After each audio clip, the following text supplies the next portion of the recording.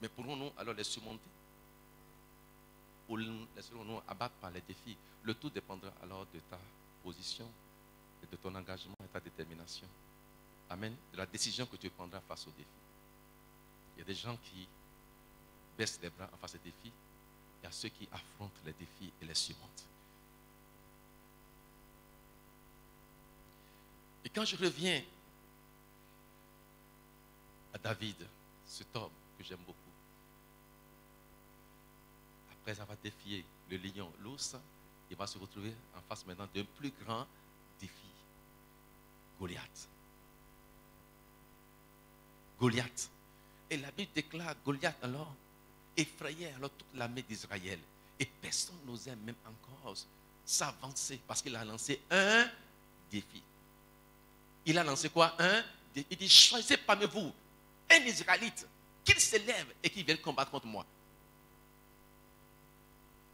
Et face à ce défi qui a été lancé, personne parmi le peuple d'Israël n'était capable de relever le défi.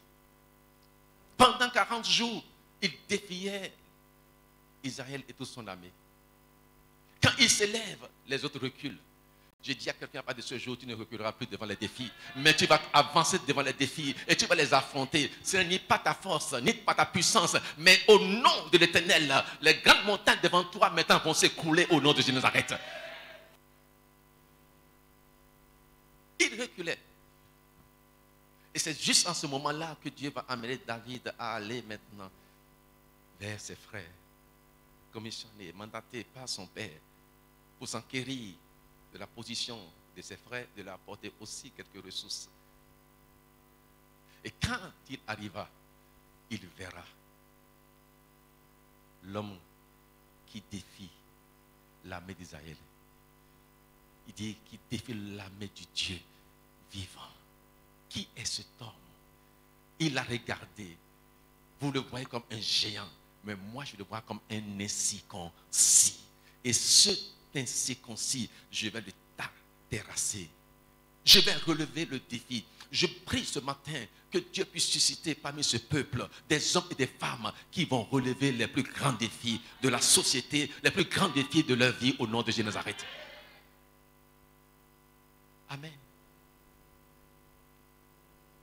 Il se leva. Il dit, moi, j'irai. Qu'est-ce qu'on fera à l'homme alors qu'il va relever le défi? Quand on a dit cela, il dit, je vais rentrer dans la cour du roi, avoir pour femme la fille alors du roi. Waouh!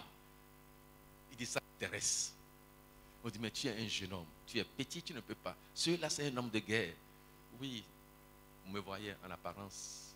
Je suis un jeune homme, mais en moi, il y a un grand Dieu. Il y a un Dieu tout-puissant. Amen. Ce que vous voyez n'est que l'apparence. Mais il y a quelqu'un qui est en moi que vous ne voyez pas. Ce n'est pas à mon nom que je vais aller le combattre, mais je vais aller le combattre au nom de l'Éternel. Voilà pourquoi il a dit à Goliath, tu t'avances contre moi avec la lance, le javelot, mais moi, je m'avance contre toi au nom de l'Éternel des armées que tu as insulté. Alléluia. Donc, il connaît son Dieu. Et David est un adorateur. C'est quoi adorer? Adorer, c'est quoi? C'est vénérer. C'est honorer. C'est révérer. C'est aduler. C'est dire à Dieu qui il est. Alléluia. Il est puissant, il est saint, il est merveilleux, il est glorieux, il est célèbre. Il est. Alléluia. Adorer Dieu. Il était un adorateur. Et il sait qu'il a une puissance dans l'adoration. Pour preuve, quand Saül avait des difficultés, perturbé par un mauvais esprit, la Bible déclare maintenant, on est parti chercher quelqu'un qui sait jouer. C'est pourquoi quand je vois alors, oui, les musiciens, je dis, vous n'êtes pas des musiciens, vous êtes des adorateurs. Parce que quand tu joues ta batterie, tu es en train alors de mettre des sons, et des sons qui apportent la délivrance dans le cœur. Oui, le son de ta batterie entre dans un cœur, il y aura des vibrations. Et pendant que ces vibrations entrent dans ton cœur, il y a des démons qui sortent de toi. Parce que ce qui sort avec une puissance, pas une onction. Parce que celui qui est en train de jouer n'est pas n'importe qui, c'est un oint de l'Éternel. Amen. Et tout ce qui sort de lui maintenant, alors sort avec l'onction qui est en lui. Ah, vous ne croyez pas? Je disais à quelqu'un la dernière fois, quand un homme de Dieu te tend son micro, tu vois le micro, mais il te tend aussi son onction. Amen, parce qu'il t'a tendu son micro. Alléluia. Oui, nous voyons un adorateur, David. Sa force se trouve dans l'adoration. Amen. Et Dieu a trouvé vraiment un vrai adorateur comme David.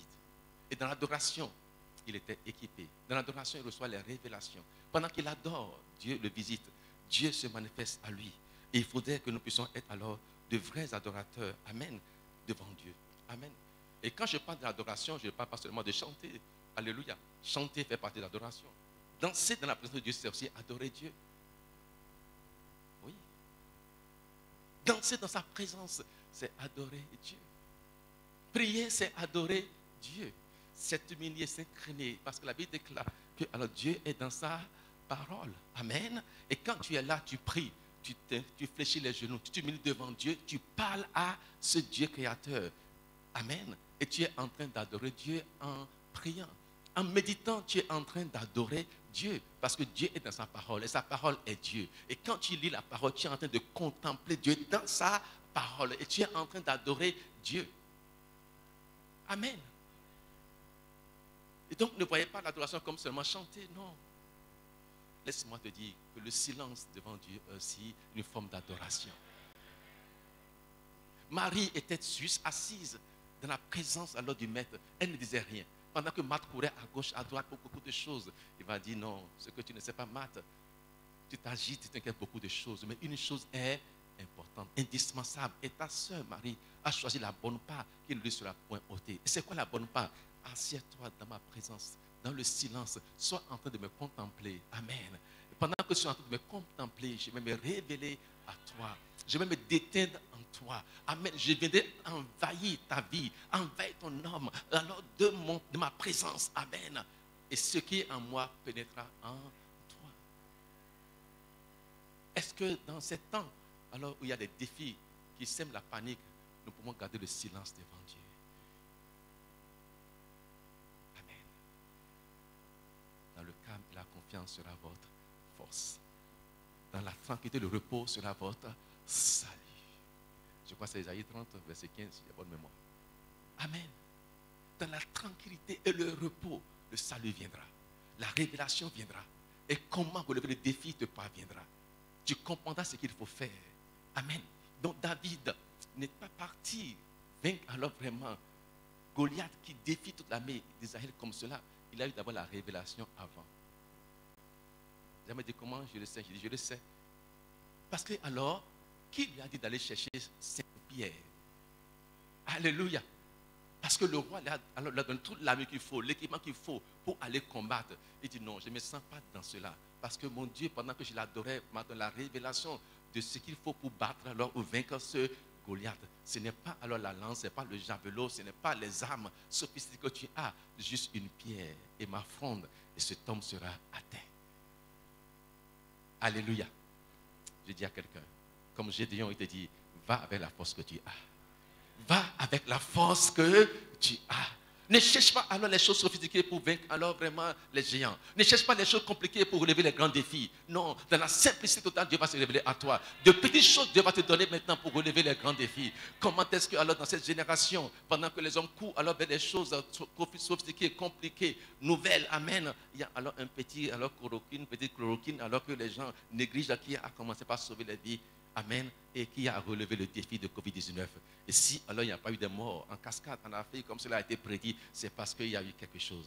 Et nous avons saisi c'est quelque chose qui a marché avec le palu et qui a aussi marché alors contre Covid. Je déclare, ce qui avait marché hier va marcher encore. Sur la révélation de Dieu, prends alors ce qui a marché hier, utilise ce qui a marché hier et tu verras alors de bons résultats au nom de Jésus. Alléluia. David a pu relever ce grand défi. Amen. Donc aujourd'hui, nous avons besoin des adorateurs, de vrais adorateurs, de dignes adorateurs. Amen. Qui vont adorer. Pendant que tu adores, Dieu se révèle. Pendant que tu adores, Dieu descend. Pendant que tu adores, Dieu te communique ses pensées. Amen. Il te donne des révélations qui te permettront maintenant alors de relever les défis qui sont en ta présence. Vous allez me dire, est-ce que moi je suis capable de relever les défis? Je dis oui, tu es capable. Amen. Par la puissance de Dieu. Alléluia. Par la puissance de ce Dieu que tu es en train d'adorer. Tu es capable. Et tu vas relever les défis. Mais il y a une forme d'adoration qui est très agréable à Dieu. Voilà pourquoi dans Jean 4, verset 23, il dit, alors il cherche des adorateurs qui vont l'adorer en esprit et en vérité. Amen. Et pendant alors le dialogue avec cette femme, vous allez voir qu'il a parlé alors de lieu d'adoration. Parce que la femme disait, nous adorons sur cette montagne, mais vous dites alors, il faut adorer Dieu à Jérusalem. Un lieu d'adoration. Amen. Eux, c'est la montagne. Les Juifs, c'est Jérusalem. Il y a des lieux d'adoration. Il y a Jérusalem, la cité de paix. Il y a quoi? Il y a le temple de Dieu. Amen.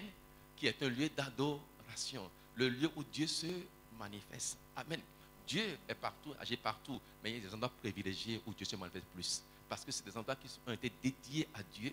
Et il y a des hôtels alors qui ont réalisé pour Dieu à cet endroit-là. Or, l'hôtel maintenant, c'est la base de l'ouverture, alors vraiment, du naturel avec le surnaturel, de l'humain avec le divin. Donc, Dieu sait qu'il y a un hôtel qui est ici. Là, il va toujours se manifester. Le lieu d'adoration. Nous sommes ici dans un lieu d'adoration. Il y a un hôtel ici où Dieu se manifeste. Quand tu es ici, là, non. Tu es dans la présence de Dieu parce que tu es sur l'autel de Dieu où le ciel est ouvert sur toi.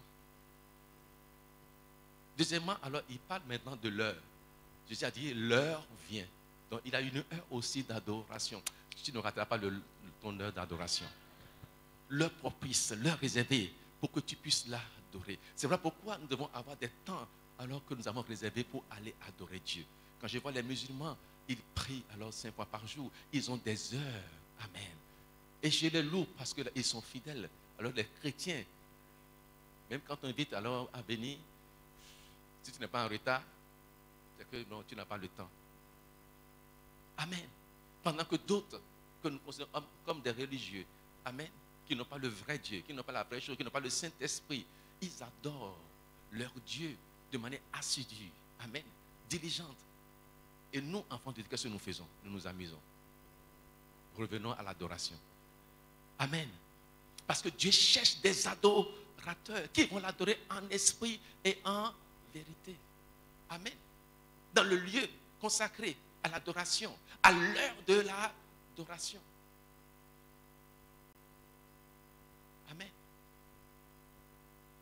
Et ceux qui doivent adorer Dieu doivent connaître maintenant le Dieu qu'ils sont en train d'adorer. Il y a des gens qui ne connaissent pas ce qu'ils adorent. Mais nous connaissons celui-là que nous adorons. Amen. El Shaddai, le Dieu vivant et puissant. Nous le connaissons. Voilà pourquoi alors nous pouvons nous humilier en sa présence. Se poser en sa présence. Amen. Rouler dans sa présence. Parce que je sais ce que j'adore. Je connais qui j'adore. Que Dieu nous amène dans cette dimension d'adoration. La vraie adoration qui réjouira le cœur de Dieu. Et qui le permettra maintenant alors de se manifester. Et quand alors nous avons maintenant le lieu d'adoration, à l'heure d'adoration, et que nous connaissons celui-là que nous adorons, il faudrait maintenant que nous puissions alors l'adorer dans la vérité. Amen. Et la Bible déclare, vous connaissez la vérité vous affranchira. Amen.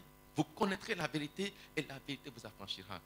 Et dans Jean 16, verset 6, la Bible déclare que Jésus est la vérité, le chemin, la vérité et la vie. Amen.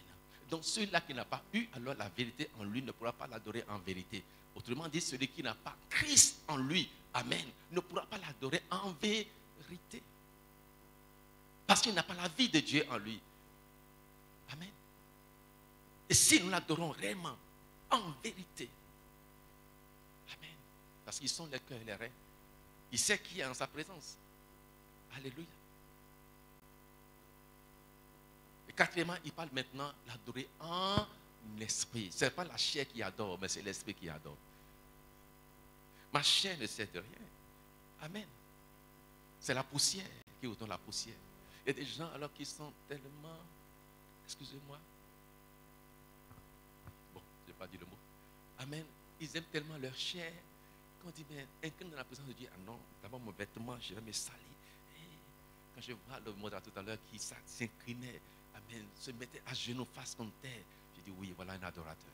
Il sait qu'il adore. il sait qu'il est dans la présence de son Dieu. Il se soumet, il s'incline, il se prosterne devant ce Dieu. Dieu ne peut que se révéler à lui. Il dit, Dieu ne peut que se révéler à lui. Parce qu'il cherche alors un vrai adorateur. Et qui va l'adorer en esprit. Et quand il trouve le vrai adorateur qui l'adore en esprit, il se révèle. Parce que lui-même, il est esprit. Donc c'est esprit contre esprit. L'esprit va se révéler à l'esprit. Amen. Puisse Dieu nous aider à demeurer dans cette esprit d'adoration durant toute cette année, au milieu des défis. Les défis viendront, mais nous allons les surmonter dans nos arrêts. Aucun défi ne pourra alors nous empêcher parce que nous sommes du bon côté. Dis à ton voisin, je suis du bon côté. Je suis avec le boss. Et avec lui, la victoire est assurée. Vrai ou faux? Je suis du bon côté. Avec lui, la victoire est assurée. Quand Moïse a envoyé les 12 espions pour aller explorer Canaan, les 12 sont partis. Ils ont vu quoi? Il y avait les grappes de raisin, il y avait la bénédiction alors à Canaan. Mais ils ont vu aussi les géants. Amen. Comme le peuple d'Israël a vu aussi Goliath comme un géant. Les fils d'Anak étaient des géants. Ils ont dit, waouh, on ne pourra pas. Hein. Ça là, là où Dieu nous envoie là, ça ne passe pas. Ces géants-là, je ne sais pas alors si on peut comparer ce géant avec Goliath. Ou si Goliath était un cas exceptionnel. Mais il y avait quand même des géants. Et quand ils ont vu ces géants, ils ont pris peur. Mais 2 parmi eux ont eu un avis différent. Josué et Caleb. Je voudrais que vous soyez des Josué et Caleb. Vous aurez des avis différents. Face à des situations difficiles, vous aurez alors des avis différents. Vous n'allez pas suivre la foule, mais vous allez suivre le Dieu qui vous a parlé et qui vous montre que ce que tu vois comme un obstacle, une épreuve, un défi n'est qu'une opportunité. Oh, je dis à quelqu'un, ce n'est qu'une opportunité. Donc je prie maintenant que vous voyez alors ces défis comme des opportunités. Car seuls ceux-là qui relèvent les grands défis maintenant entrent alors dans les grandes bénédictions. Amen. David a regardé cet homme, il dit quoi? Ça, c'est une opportunité pour que j'entre alors dans la maison du roi. Et prendre alors la fille du roi. Amen. Comment est-ce que tu vois le défi qui est devant toi? Un obstacle? Une barrière? Une opposition? Impossible alors d'aller de l'avant? Ou tu vois comme alors la fin de ta marche, de ta communion? Non, je vais dire à quelqu'un, tu peux franchir cette barrière. Tu peux franchir cette barrière. Josué et Caleb ont vu cela comme une opportunité. Ils ont dit non, si ce Dieu est avec nous, celui qui nous a fait sortir de l'Égypte, avec une main puissante, celui-là qui s'est manifesté, s'il est avec nous, il n'y a pas marche. Celui-là qui nous a donné à manger, la manne est descendue, celui qui nous a donné de l'eau à boire du rocher, il est avec nous. Sa présence est là, la colonne de nuée pendant le jour, la colonne de feu pendant la nuit. Il est là et avec lui, nous allons faire des exploits. Il a dit, gardez le silence, vous n'allez pas combattre dans cette affaire. Les gens qui sont derrière vous, qui courent là, vous ne les verrez plus. Amen. On a eu confiance, il a ouvert la mer rouge, nous sommes passés à sec. Qu'est-ce qu'il ne peut pas faire? Il a englouti tous nos ennemis dans la mer. Qu'est-ce qu'il ne peut pas faire? Je déclare tout ce qui alors maintenant est derrière toi, qui veut te défier, à gauche, à droite, devant toi, qui veut te défier. Je dis, ne panique point, aie confiance, parce que dans cette histoire, tu ne payeras pas. Tu ne payeras pas. Tu t'en sortiras victorieux. Parce que le Dieu que tu adores, il se lèvera et il agira en ta faveur. Si c'est quoi, dis-moi très fort, amen. Le Dieu que tu adores se lèvera, il agira en ta faveur. Ils sont entrés, ils ont pris possession. Tu entreras, tu prendras possession au nom de Nazareth. Je dis, tu entreras, tu prendras possession au nom de Jésus de Nazareth. Plus rien ne pourra te résister. Avec ce Dieu que tu adores en essai en vérité, tu auras la victoire. Et de victoire en victoire, tu iras. De bénédiction en bénédiction, tu iras. Tu de quoi dire amen. Dis encore amen. En disant amen, alors tu es en train de relever des défis. Dis encore amen. Dieu te lève encore dans la vie. Dis encore amen. L'ennemi de ta vie a déjà alors échoué. Amen. Je dis encore amen. La maladie qui te défie maintenant disparaît au nom de l'arrêt. Dis encore Amen. Le problème qui est devant toi, où tu n'as pas de ressources, les moyens pour pouvoir maintenant les surmonter. Parce que Dieu qui a dit Amen, le Dieu, alors qu'il y a oui et Amen, il descend de ta condition, il te guérit, il te délivre, il te restaure, il te rachète, il te sauve. J'ai dit, le Dieu, alors qu'il y a oui et Amen, il descend de ta condition et il te délivrera. Si de quoi dire encore très fort Amen. Il est le oui et l'Amen. Il va agir. Il va agir dans ta vie. Je voudrais que cette parole, ce message est puissant au milieu des nombreux défis. Donc ce n'est pas un défi, c'est des défis, l'un après l'autre. Amen. Ne pense pas quand tu as surmonté l'un, tu as fini. On parlait d'une variante alors de Covid, on a une autre variante brésilien, variante sud-africain, variante alors indien, on ne sait pas encore quand, mais il n'y aura pas variant béninois au nom de Jésus de Nazareth. Je dis il n'en aura pas au nom de Jésus de Nazareth. Si tu le crois, il en sera ainsi. Je dis si tu le crois, il en sera ainsi au nom de Jésus. Parce que ton Dieu est le vrai Dieu. Il est le Saint des Saints. Il est le Roi des Rois. Il est le Dieu qui vient au secours des faibles. Il viendra à notre secours et il nous délivrera. Je finis en disant, oui,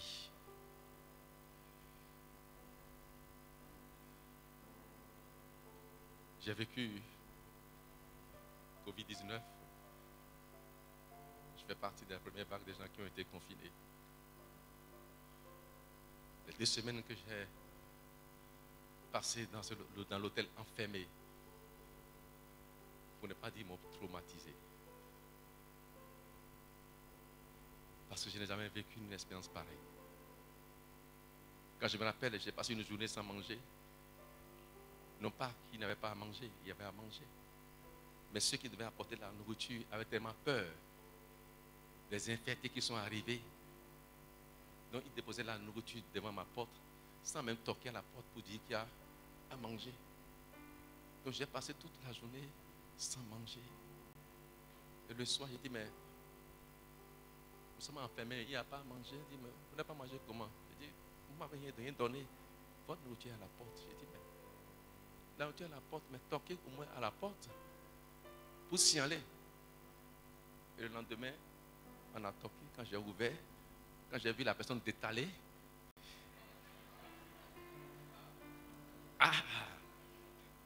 c'était encore plus grave. J'ai dit, monsieur, donc je suis déjà l'infecté. Non, votre nourriture est là. Et puis après, quand j'ai vu l'autre monsieur cagoulé partout, là, venir avec sa machine, là, dit, nous voulons désinfecter la chambre. Il dit encore, oh, donc je suis déjà malade, on veut désinfecter la chambre. Quand je me voyais être arrosé de l'eau de Javel, le lit partout arrosé, j'ai dit, ça c'est quoi? Vais-je sortir vivant de ce lieu? Bien-aimé, il y a des situations qui viennent nous traumatiser. Mais pendant ce temps, j'ai adoré Dieu comme je n'ai jamais adoré. 24 heures sur 24, je ne dormais pas, je ne faisais que adorer, prier. Amen. Parce que je ne comprenais pas ce qui se passe. Il n'y avait pas de test, rien, on était juste enfermés. C'est à la fin des 2 semaines qu'on est venu nous faire le test. Donc je me disais, si j'étais déjà alors infecté pendant ces 2 semaines, je ne savais pas ce qui va se passer. Amen. Et pendant que je priais, j'adorais Dieu, Dieu m'a parlé. J'avais fait une déclaration au début, c'est passé sur les réseaux sociaux, Dieu m'a parlé. Amen. Il dit dans cette nation, comme les gens disent, il n'y aura pas de mort en cascade. Alléluia. Cela a été publié dès le premier jour. Dieu m'a parlé, dit non, mon fils, ne t'inquiète pas. Je vais les surprendre. Et l'Afrique alors va étonner le monde. Je l'avais dit publiquement, l'Afrique va étonner parce que je vais me révéler dans cette situation. Amen. Et vous en sortirez plus que vainqueur. Ce qu'il a dit, il a fait. Je dis à quelqu'un, c'est petit le défi qui est devant toi. Si David a surmonté, tu vas le surmonter. Si Daniel a surmonté, tu vas le surmonter. Levons-nous. Je vais prier.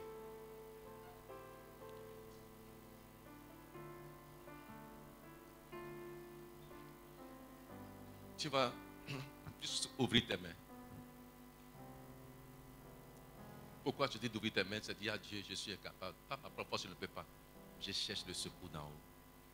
Je cherche ton secours. Amen.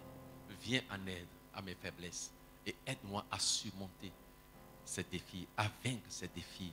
Amen. À relever ces défis. Et pendant que tes mains sont ouvertes, dis à Dieu, je ne sais quel défi parce qu'on n'a pas les mêmes défis. Est-ce qu'il y a un défi devant toi que tu voudrais voir être relevé? Pour les uns, c'est un défi d'une maladie. D'autres, c'est pour peut-être une difficulté financière. Des dettes, par exemple, qui sont là, qui t'assaillent. C'est peut-être le mariage qui devient impossible, quasiment impossible, parce que quelqu'un a dit, toi, aussi longtemps que je suis vivant, tu ne vas pas te marier. Mais ce défi, tu vas le relever. Il ne mourra pas. Vivant, il verra ton mariage. Et après avoir vu, il peut tomber et mourir. Amen. Dis à Dieu, quel défi est devant toi? Ou dans quel défi? Ou quels sont les défis qui t'enveloppent, qui t'envahissent? Juste en lui, parle à ton Père. Parce que tu es un adorateur, un vrai, un saint, un digne adorateur. Dieu t'aidera à relever les défis.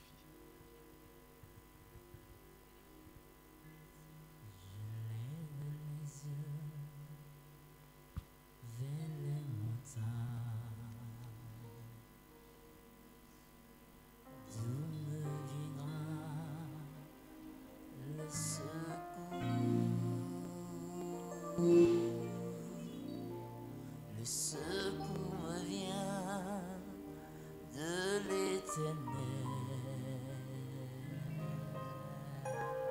qui a fait les cieux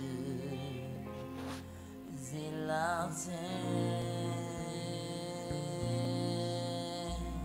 Le secours me vient de l'Éternel, l'Éternel des années, qui a fait les cieux et la terre. Je lève les yeux vers les montagnes, vers les montagnes. Oui, tout me viendra, le secours.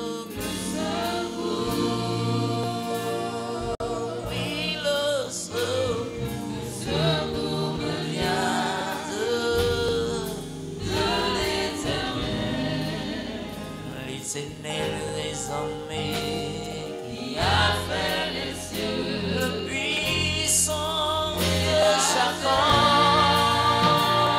Le secours me vient,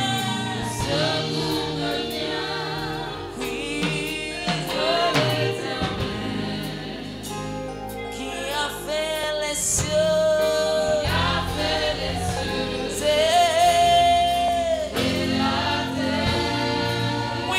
Le secours me vient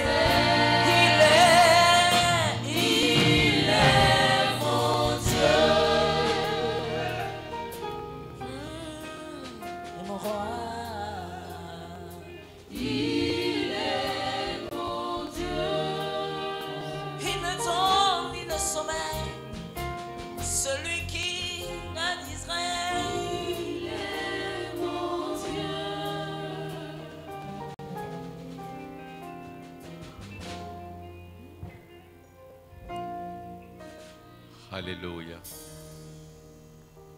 Oui, celui qui est ton Dieu va agir dans ta vie.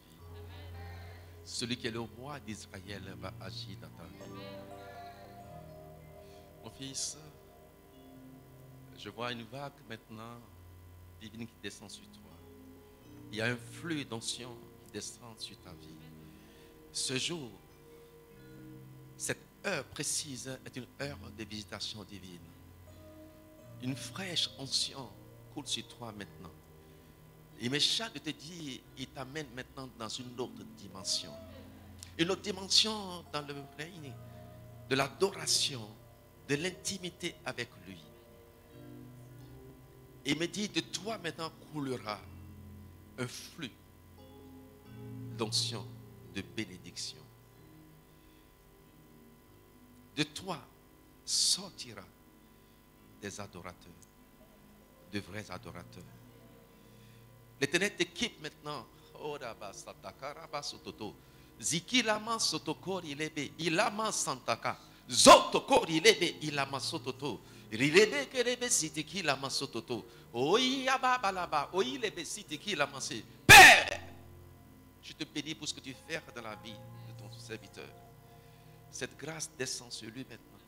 Ce dépôt divin jaillit en lui. Tu reçois ce fruit.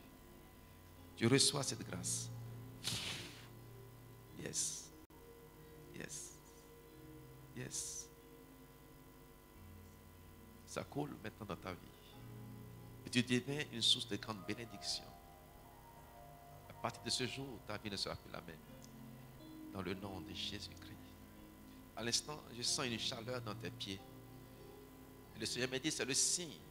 Toutes les fois que tu auras alors ce signe sous tes pieds, sache que alors c'est un signe que Dieu te donne pour te dire maintenant, ce n'est plus toi qui agis, mais c'est lui qui agit. Ce n'est pas toi qui ministre, mais c'est lui qui agit à travers toi. Père, merci parce que c'est fait. Dans le nom de Jésus-Christ.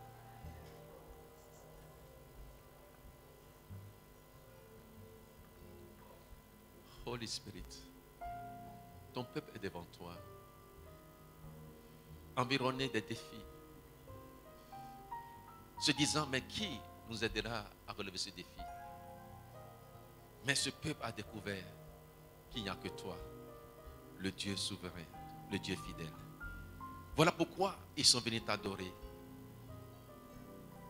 te célébrer, te magnifier, s'humilier en ta présence, se poser en ta présence et te dire, nous ne sommes rien sans toi et nous ne pouvons rien sans toi. Père, qu'il te plaît de te lever maintenant de ton trône et que tu agisses maintenant, Seigneur. Oh, Papa.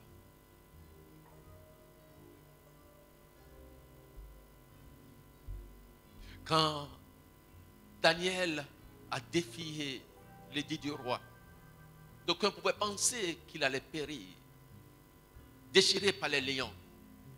Mais tu as fermé la gueule des lions. Je déclare, tous les lions qui se lèvent contre quelqu'un cherchant à le dévorer, d'enfermer sa gueule maintenant au nom de Jésus.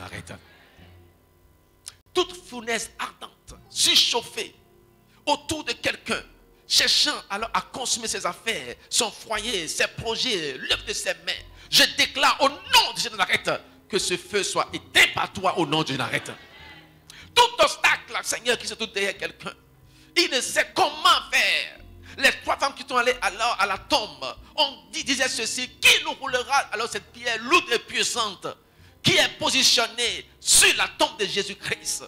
Mais comme des vrais adorateurs, elles se sont avancées jusqu'à aller vers la tombe. Et c'est quand ils sont arrivés à la tombe, elles ont découvert que le Dieu alors qu'elles ont adoré a déjà maintenant alors agi. Et la pierre a été déjà roulée. Je déclare au nom de Jésus de Nazareth, toute pierre qui te défie maintenant soit roulée dans le nom de Jésus de Nazareth.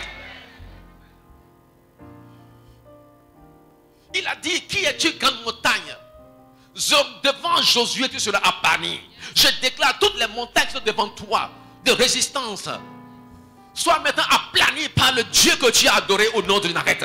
Sois aplani par le Dieu vivant et puissant. Que toutes ces montagnes soient aplanies. La montagne de la maladie soit aplanie. La montagne de l'échec soit aplanie. La montagne de la mort prématurée soit aplanie. La montagne du célibat soit aplanie. La montagne de la stérilité d'infidélité soit aplanie. La montagne de l'échec soit aplanie. La montagne de la dette soit aplanie. Que toutes les montagnes maintenant soient aplanies au nom de Jésus de Nazareth. Seigneur, toi qui ouvres la voie, là où il n'y a pas de voie, ouvre le chemin pour quelqu'un. Dans le nom de Jésus de Nazareth. Seigneur, merci de ce que tu nous as écoutés. Et le défi est relevé au nom de Jésus. Amen.